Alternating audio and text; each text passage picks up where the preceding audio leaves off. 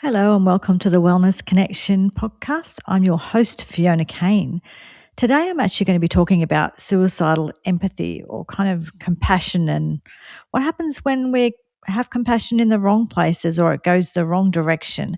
I'm referring to actually a book that isn't out yet that I've pre-ordered by Gadsard. It's called Suicidal Empathy, Dying to be Kind. He's been talking about this stuff for years and he's written about it, and that book will be coming out soon. It's available for pre-order. I'm just going to be talking about things that concern me in regards to this suicidal empathy and wrongly placed compassion, because it is causing havoc in our society, health-wise, mental health-wise, community-wise, culturally-wise, everything. So it's something I'm going to talk about today. So I mentioned it a little bit in the last episode, and I've touched on this sort of before, that, there was a time where we didn't have maybe a lot of empathy and things, everything was, like I think of my parents' generation, what they grew up in. They grew up in children should be seen and not heard, maybe not even seen, and shut up and go away, and no one's going to listen to you, and we don't care that you're sick or this or that and what. So it's like very harsh, right? Obviously, that is not ideal by any means. But what's happened is over the years, and I think maybe because we haven't gone through any major wars in the West. I'm not saying that aren't people who've been involved in war, but ourselves in places like Australia and the US, unless you're actually been in the army or something like that, we've been fairly untouched by war and that sort of thing. So we've had quite a cushy life quite a cushy and comfortable life compared to our parents.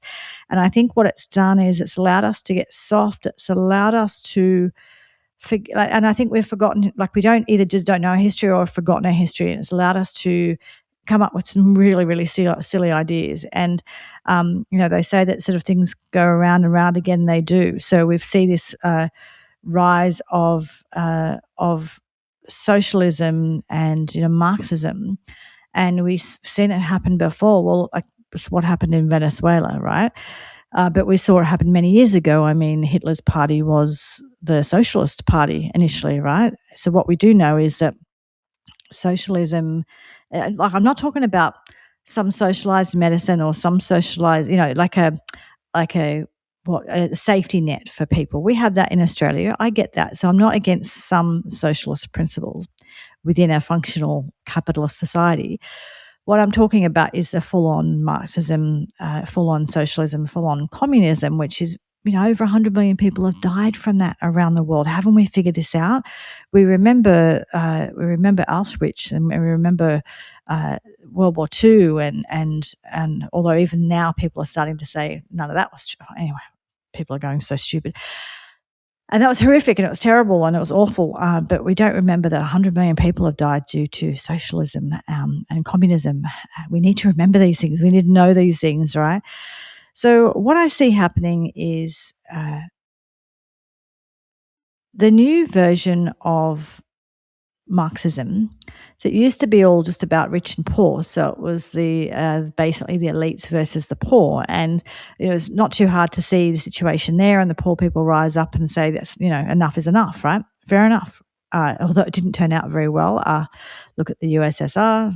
Look at Korea, North Korea. Sorry. Look at what's going on there. These people, once everyone's equal. Everyone's equally got nothing and everyone's equally starving. That's what everyone's equal means, except for the people who aren't equal, which are the people who are in charge, who they do all right for themselves, even though it's all fair and everyone's got the same thing. Yeah, everyone just starves equally.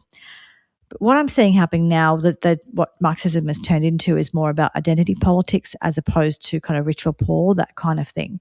So that's why we've had this resurgence of it matters so much looking at race and looking at religion and looking at sex or looking at sexual identity, all those kinds of things. So all of those things have become extremely important again in this new Marxism, because we must divide everything by what color you are and what religion you are, whatever. And that's how we know whether or not to have empathy for you or compassion for you, or whether or not we should have no empathy or compassion for you. So essentially, what we've done is we've kind of divided within, or not me, but what the world has done, what the new Marxism has done. And this is, and you think I might be talking about some abstract thing, but this is what your kids are being taught at school and in university, because it is right through all of the universities. And these kids have all been graduating, and now they're all in your HR department, and they're your kids' school teacher. And so this is gone through everywhere. So don't think it's just some random thing that you won't have to deal with. This is actually what's happening right now, right here at your local church, your local school, your workplace, wherever. This has gone right through everywhere. So what we're seeing is this identity politics and identity Marxism. Essentially what they've done is they've divided everyone into oppressor or oppressed. So it can be really easy for you. You don't have to think. Don't have to think for yourself. Don't worry about that. No need to think for yourself. We'll think for you. And what we'll do is we'll mark everyone. It's almost like, when they used to put the patches on the Jews during World War II or whatever. It's almost like, well, we'll tell you who's who, and then you can know who to hate and who not to hate. So it's very clear. It's very clear that who the oppressor and the oppressed are. So you're an oppressor if you're white. You're an oppressor if you're straight. And you're an oppressor if you're what they call cisgendered, which I absolutely reject that term, but essentially it means I'm a woman, and I know I'm a woman. I don't identify as anything other than what I am. That's what cisgendered means, but I reject it because, because I'm a woman. Don't have to call me cis or anything else like that. But you're also an oppressor if you're any of those things, because you are. As simple as that, you are. You're an oppressor if you come from either a religion or a race that's been quite successful.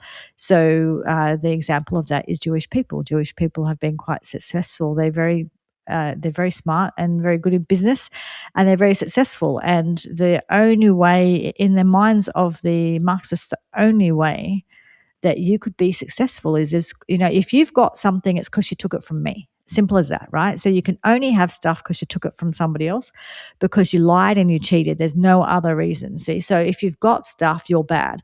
So they look at places like Israel that are quite successful and doing well, and they're obviously bad. Everything about them is bad. Everything they did is bad. Everything they've got is bad. They must have taken it from someone.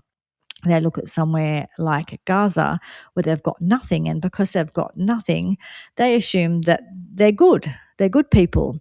And no thinking about, well, what did they do with the something that they had? What did they do with the many millions of dollars and build terror tunnels and blow themselves up and blow other people up, that sort of thing. No, we don't think about any of that stuff, right? And I'm not, in this conversation, the point of this is not to tell people who to support or what to believe in wars and all that sort of stuff. It's just a question, just in general, the thinking of the thinking of Marxism. Not saying that. In talking about one side, I'm not necessarily sticking up for the other. Blah blah blah. I am in some situations, but I'm not saying that Israel's never done anything wrong. Blah blah blah. But what I am zoning in on is the Marxist thought, the Marxist thinking, which tells you not to think at all, rather than just thinking and kind of go, oh, well, Israel have done this, that's good, that's not. And, in Gaza, this has happened, that's good, that's not. And rather than being able to do that, this is just comes down to, like, we absolutely know. We don't have to think about it because we're told who the oppressor and who the oppressed are. So if you're a Christian, you're an oppressor. That goes without saying. Christian's the only religion that you can pick on, that you can belittle, that you can burn the Bibles, you can do whatever you like. It's fine. And Christians are to be, well, around the world, they're being there is atrocities happening to Christians. There are Christians being there is genocides happening to Christians all around the world, and we don't have to talk about that. We don't care. We're not going to. I'm not talking about Marxism, not me, because it doesn't matter, because we're just not going to talk about that. Now, the reason we're not going to talk about that is the one who's doing it to them in more cases than not are people who are Muslims. So we can't, anything that they do. Oh, by the way, if you're any other religion, pretty much any other religion, you're oppressed. So Muslims are just by definition in Marxism, they're just all oppressed, which means that anything they do is good. And Christians are all oppressors, so anything they do is bad, right? So this is, I know it sounds stupid, but this is just how this Marxism, which I think is the new religion, that's the thing. Problem when we don't have good Christian values, we don't have to have Christianity and believe in God or whatever, but when we don't have even just basic Christian values in our society, we create there's a vacuum to be filled, and it gets filled. It's been filled by Marxism, and in Australia, very much so in the US, UK, and in parts of Europe, which is to our detriment. So what happens is if atrocities are happening, but it is Muslims doing it to other Muslims or Muslims doing it to Christians, okay, we don't talk about that. That's fine. We just don't talk about that at all. But if the person doing it to those Christians, to those people, it happens to be Jewish or Christians, if the Christians or the Jewish people are the ones that are the aggressors, then we can talk about that till the cows come home. The same thing happens particularly in the US, because their identity politics is on steroids. That if someone if someone who is white gets murdered by someone who is black, then media just will not talk about it. But if it's the other way around, then they cannot stop talking about it, and they're erecting statues and burning their things down and whatever, regardless of the situation, regardless of the shades of grey in all of it. There's no shades of grey. That's just as simple as that. So all of the poor women who have been murdered and raped, etc., by illegals who have crossed the border illegally and harmed these women. We can't talk about those women. We don't talk about those women. We don't name them. That just didn't happen. We just don't talk about it. But what we do is we fight for those men who have done that. So we fight that they can stay in the US or wherever it is. We fight that they can stay there. We get them out of prison. A lot of these men have been in and out of prisons 14, 15, 16 times. I think the man who murdered Irina on the like subway train, whatever it was last year, that horrific murder, that picture on Irina's face will never, I don't think I'll ever forget that. I think he'd been in and out of institutions or prisons, or because he's clearly very mentally ill. I think it's something like 18 times. I can't remember I don't have all the figures in front of me. But whenever you see the situations of these men who have murdered someone, they've been in and out of institutions, etc., or in and out of prison many, many times. And it's often women. It's often women who are raising the money to get the funds to help get these men out of prison because, they've had a bad childhood. That's why they murdered and raped women. So we got to feel sorry for them, but we don't feel sorry for the women who've been murdered and raped. We only feel sorry for the men who did it. Same thing happens all around the world with that. The same thing happens in Australia. Jacinta Nampijinpa-Price talks about this all the time, that in communities, we've got some communities, some Aboriginal communities where there's a lot of harm done to women and children. And this is not me saying all Aboriginal people are bad and do bad things or wrong. Absolutely not. But we've got to name what actually really does happen. And of course I know that white people do horrific things as well. So this is not saying that at all. But what I am saying is that we do know that a lot of children and women get raped and murdered and harmed very much so in some communities in Australia. And we can't talk about it or do anything about it. We will march on the streets to say Black Lives Matter to get those men to not be in prison, but we will not march on the streets for the children and the women, because the problem is, if the aggressor, if the person who did the bad thing is in our oppressed class, then they can't do wrong. So we can't complain and we can't say anything and we can't do anything because they're part of the oppressed class. They just need our sympathy and empathy and compassion, and their victim, too bad. So when it comes down with Marxism, when it comes down to kind of like deciding who you care about, you have to always care about the one who is oppressed, not the one who is the oppressor. And if the one who is oppressed does bad things, well, they can't help it because, like I said, bad childhood, they've come from a war-torn country, whatever it is, they can't help it. They don't mean to, we have to protect them at all costs. So what we do is we protect the men who harm women from, and look, there's issues in all cultures, in all colours, in all religions, whatever. I'm not just specifically targeting one for any specific reason. Just this is what's going on in the world right now. I'm talking about the things that are going on right now. So, we also, there's situations in, they're having these issues all over Europe. There was one man who was raped by a man, and he was some sort of, I don't know if he's Sudanese. I can't remember where he was from. And the victim, the man who was raped, said he didn't want the guy to be deported because he wouldn't be able to self-actualize in America and become his best self. Do you really think the person who's raping and murdering and that sort of thing is self-actualizing? The level of delusion, the level of suicidal empathy, and we like to believe, like we like to say in the West, that, all cultures are equal. That's suicidal empathy. All cultures are not equal. If your culture says that it's okay to, like, women aren't allowed to speak, women aren't allowed to go out on the street in whatever clothes they choose, they have to be completely covered up. Women must be genitally mutilated, female genital mutilation, at birth. Women are allowed to be married in forced marriages when they're 9 years old. Uh, any, you know, any culture that doesn't believe in that doesn't think it's bad if people are raped or children are harmed, there's a problem with that culture. I don't care what color you are, what country you're from, what religion you are. When you're doing something like that, that is wrong, and all cultures are not equal.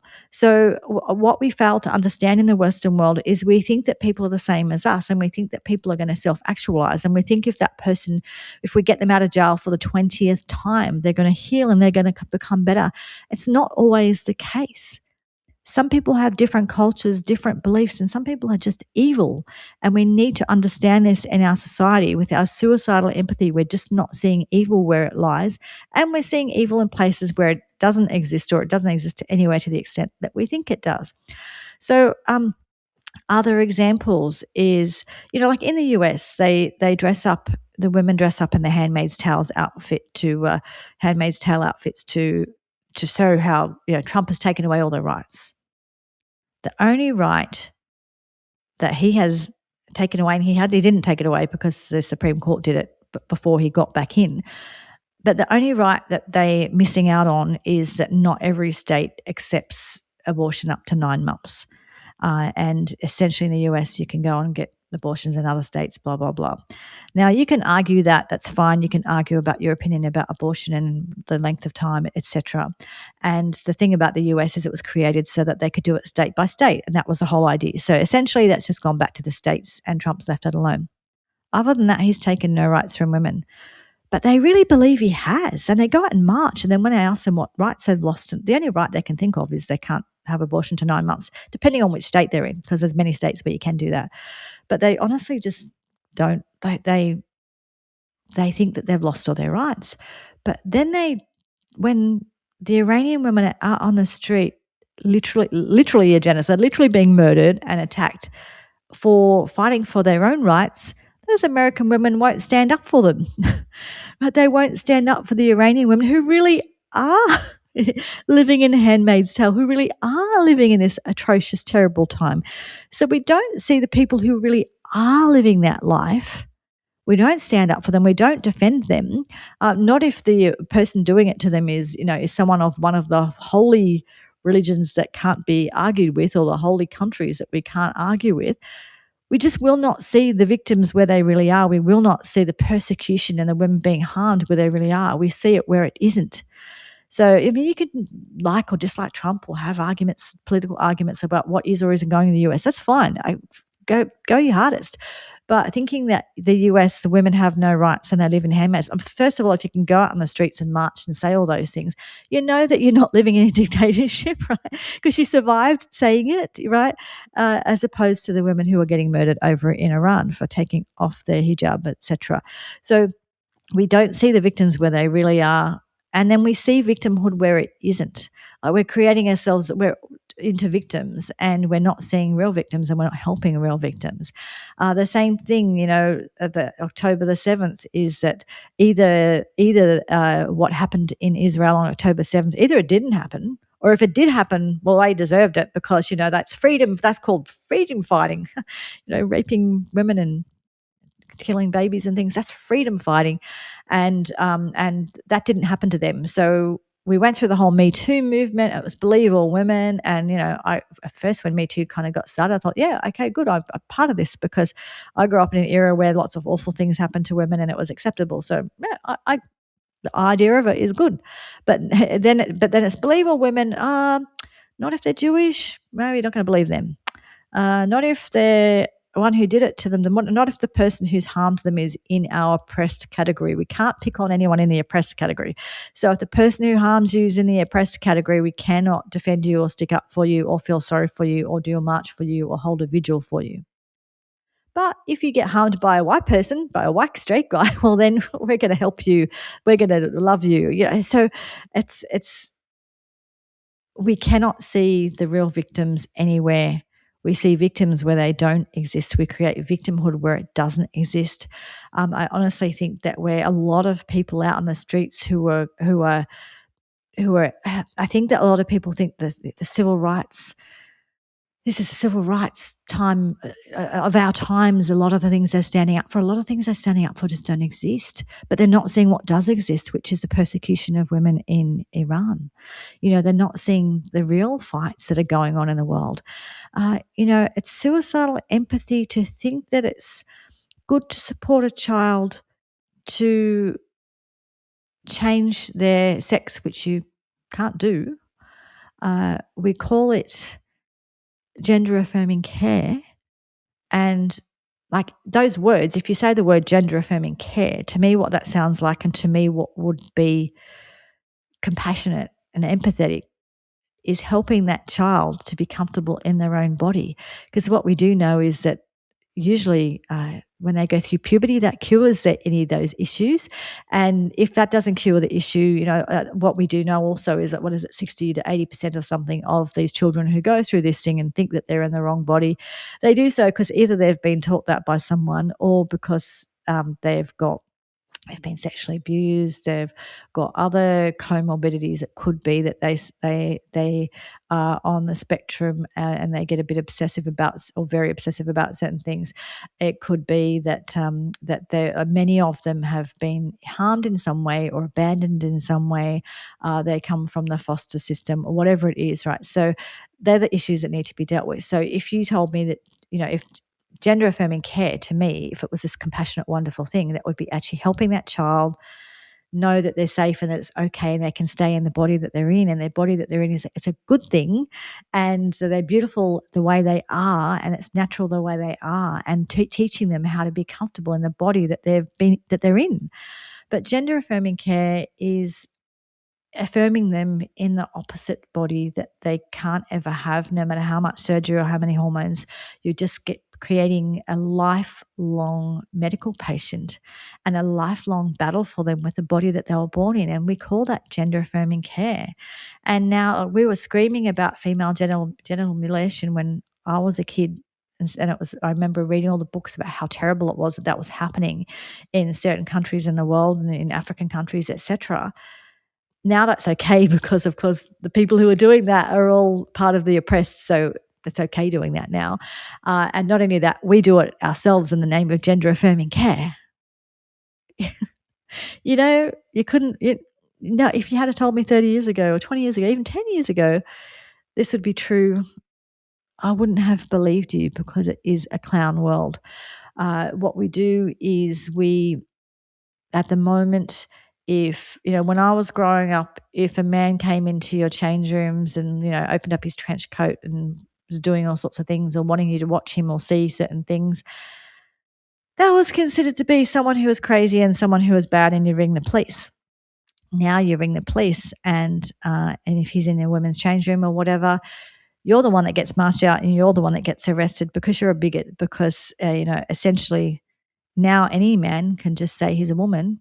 Doesn't have to do anything to prove it. He can just say he is and go into a women's change room, and he's allowed to be there and say, you're the bigot if you don't want him in front of your 5-year-old, if you don't want him watching your 5-year-old get changed, then you're a bigot, not him.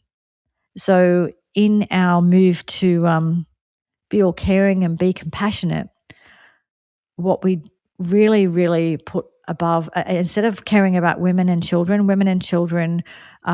in their safe spaces, which would be their change rooms or their bathrooms or, shelters or prisons or all the different places where women might be, where they need to be kept safe or they need to be kept separate from men. Instead of actually caring about any of those women, which I would class a lot of that as being like vulnerable women, especially in prisons, right? But we can't put them in the category of people that are oppressed that we care about, because the oppressed people are the men that call themselves women. So what we need to do is we need to make sure that those men are accommodated, and those men need to feel they need to be affirmed. And so the more important thing is to make sure that that man's constantly being affirmed in women's spaces, because that's good for him, makes him feel better. Because that's how that disease works. Unfortunately, the way that disease works is, and I won't call it a disease, it is a mental health issue. The way it works is that you need to be affirmed. It's not just as simple as, you get changed and do your own thing. There are some people who do that, good on them, whatever. But this is like you need affirmation. And so they need us to see them in our spaces and acknowledge them as women and treat them as women to feel okay. And that is more important than the rights of you or your daughter. That's much more important in the Marxist ideology. So now what we're doing, again, they're on the streets doing their Handmaid's Tale marches, and they're talking about misogyny. Misogyny is everywhere. Every time a guy opens a door or pays for dinner or says something, he's a misogynist. But if he comes into women's change rooms and threatens them and threatens their daughters and threatens to do things to them, which is what happens a lot in these situations, and we complain, we're bad. So what we're doing is we're inviting, and not saying all people who think that they're trans are misogynists, but geez, a very big percentage of them are, because you've got to question a man who wants to come in and fight with women in women's spaces and fight to be in women's spaces. Why does he want to be there? They're often very aggressive, and if you don't believe me, say no to them. Then you'll find out how compassionate they are. They hate women, many of them, and they're so what we're doing is, in the name of compassion, we're inviting men into our spaces. And so now in Australia, women aren't allowed to have women-only spaces, thanks to Julia Gillard, our Prime Minister from many years ago, our one and only female Prime Minister, because her, along with our current Prime Minister, Albo, they removed women as a category in the Sex Discrimination Act. So we don't exist anymore. Therefore, we can't have sex-based rights. Therefore, you can't have a lesbian group that doesn't include men. You can't have a women's prison that doesn't include men. And you can't have women's safe spaces that don't include men. There are women in prisons complaining that they've been raped. What happens is a man who is a rapist goes to prison, and while he's on trial, he suddenly realizes he's a woman. And he gets put into a women's prison because he thinks that that's going to be a whole lot easier than going to a men's prison. And so he gets put into the women's prison. And what do you think he does there? Well, we know what he does because women are complaining about that. But he's part of the category of oppressed, because all trans people, self-identified trans people, they're all oppressed. So we accommodate him and we think he's a good guy, even though we know that he's not, and even though he's doing awful things. But we don't care about the women he harms because he's oppressed, right? So once you understand who the oppressed and who the oppressor are, you know where conveniently not to look and who conveniently not to care about, and exactly who you should care about. And that is how the ideology works. And that is where we've got this whole misplaced compassion and misplaced caring that unfortunately a lot of women have brought in for themselves. So a lot of women are really bringing in misogyny into their spaces and taking away our own rights, and then they're on the street marching about Trump. It's just It's absolutely hilarious that we're doing it to ourselves, or not me personally, but these women are doing it to themselves, and then they're out claiming victims, saying that their rights are being taken away, rights that they haven't been taken away, but then they can't see the rights that are being taken away that they're actually giving away. Make it make sense. Make it make sense. Don't even get me started on Queers for Palestine. If you look at the history of Iran, and I invite you to have a look at the history of Iran. I don't know a lot about it, but what I do understand, one thing I do know, is that essentially what they had is the their socialists teamed up with the Islamists to take over Iran. And what do you think happened then? They just murdered all of the socialists because the socialists are just useful idiots to get them what they want. Well, what do you think is happening now? And have a look at the media and have a look. Look, a lot of these stuff that goes on online is bots. It's not even real people, or it's bots, and it's being paid for by who knows, by whatever countries to bring. They want to bring down the West. They want to destroy the West. Now, the West has had lots of problems, and it has problems now, and it's done some bad things in its past. But what we're doing now, this whole ideology and going along with all this fantasy, and essentially we're inviting in different ways, whether it be different types of, whether it be people with strong versions of religions like Islamism, or whether it be a gender ideology or whatever it is. And again, I've got Muslim friends. This isn't about individual Muslim people. This is about Islamism, which is a problem. A whole bunch of people got murdered at Bondi Beach just a month ago because of Islamism. So we do have to be aware of it. It's not phobic to just acknowledge that that is a problem. We need to understand where the risks are, where the problems are, and address those risks and problems. We need to strengthen our country and our minds, and we need to look at reality. So I implore you to, rather than just believe everything you hear everywhere, you don't have to be one side or the other. You can look at both sides of politics and both sides of things, and just kind of look at things for what they are, and stop believing the oppressed narratives that are being fed to you. Look, sometimes there's shades of grey. Sometimes both sides have issues. It's not that clear, or sometimes it's very clear. And when women are wearing keffirs and veils as a fashion item, and they're not seeing the women being murdered in the name of those garb, what is wrong? What is wrong with you? I just don't understand. I suppose I'll leave it at that because I've been ranting on for a while. Sorry to rant on for so long. Misguided compassion, suicidal empathy is a problem. Empathy itself is not a bad thing. Compassion is not a bad thing, but we have to stop and think about where it's guided. Is it misguided? Are we sending it in the right direction? Are we sending our energies in the right direction?